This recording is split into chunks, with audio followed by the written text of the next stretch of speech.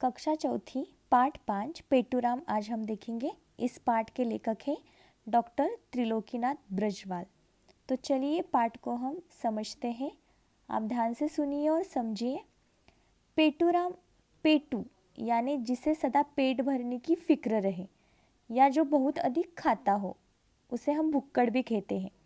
तो यह पाठ एक पेटूराम नाम के व्यक्ति पर है। तो चलिए इस पाठ में क्या कहा गया है हम देखेंगे। पेटूराम पौटनपुर के रहने वाले थे। वे बहुत ही सीधे साधे भोले भाले थे। वे कभी किसी से लड़ते झगड़ते नहीं थे। पेटूराम तन से थोड़े मोटे थे, होते क्यों न, खाते पीते घर के जो थे। तो यहाँ पे जो पेटूराम जो व्यक्ति है, तो वो बहुत ही सीधे साधे भोले भाले ऐसे इंसान थे। वो कभी किसी से लड़ते झगड़ते नहीं थे, सभी के साथ अच्छे से वो रहते थे।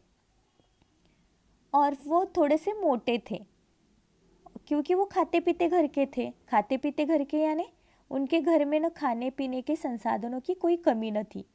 खाने के बहुत सारे पदार्थ उनके घर में थे। उन्हें पॉपकॉर्न, वेफर्स बहुत पसंद थे। आपको पॉपकॉर्न और वेफर्स पता है, आपको भी पसंद होंगे। वैसे उन्हें भी वो खाने पसंद थे। तेल वाले पदार्थ खाने के कारण उनका शरीर थुलथुल हो गया था। थुलथुल यानी मोटा मोटा हो गया था। जब तेल वाले पदार्थ अधिक खाए जाते हैं तो शरीर क्या हो जाता है, मोटा हो जाता है। उसी प्रकार उनका शरीर भी मोटा हो गया था। वे छोटे मोटे कुर्ते में समाते भी नहीं थे, मतलब छोटे मोटे कुर्ते में वो आते भी नहीं थे। गांव के लोग सज्जन थे। गांव के लोग बहुत ही भले लोग थे, इसलिए कोई उन पर हंसता नहीं था। एक बार पौटनपुर में विवाह समारोह था।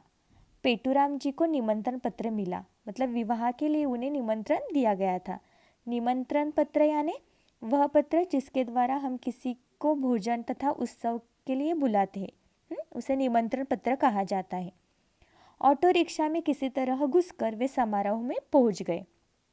उन्होंने एक ऑटो रिक्शा बुलाई, उसमें वो किस प्रकार से तो बैठ गए और फिर वो क्या कर गए, समारोह के लिए चल पड़े। तरह तरह के पकवान बने थे। जब वहाँ पे वो पहुँचे तो उन्होंने देखा कि वहाँ पे बहुत सारे पदार्थ खाने के लिए रखे हुए थे। पेटूराम भोजन की तरफ लपके ही थे कि उन्हें एकाएक याद आया कि आज तो उनका उपवास है। लपकना यानी तेजी से जाना, मतलब जहाँ पर भोजन रखे थे वहाँ पे वो तेजी से गए खाने के लिए, लेकिन उन्हें याद आ गया कि आज तो उनका उपवास है। वे मन मसोस कर लौट पड़े। मन मसोस कर लौटना यानी मन के भाव मन में ही दबा कर लौटना, यानी उन्हें खाने की तो इच्छा थी, लेकिन उन्होंने अपने मन में ही वो इच्छा क्या की, दबा के रख दी और वो वहाँ से लौट पड़े। उन्हें लौटते देखकर मेजबान लल्लूलाल पास आकर बोले। मेजबान यानी भोजन कराने या आतिथ्य कराने वाला, तो उनका नाम था लल्लूलाल। वो उनके पास आ जाते हैं और उन्हें पूछते हैं और क्या कहते हैं, देखिए वहाँ पे, चलिए भोजन तैयार है। तो इस पर पेटूराम कहते हैं मैं, मतलब उनके ऐसा लगता है कि मुझे वो बोल रहे हैं कि खाना खाने के लिए भोजन तैयार है। ऐसा, क्या आप भोजन नहीं करेंगे, वो लल्लूलाल कहते हैं।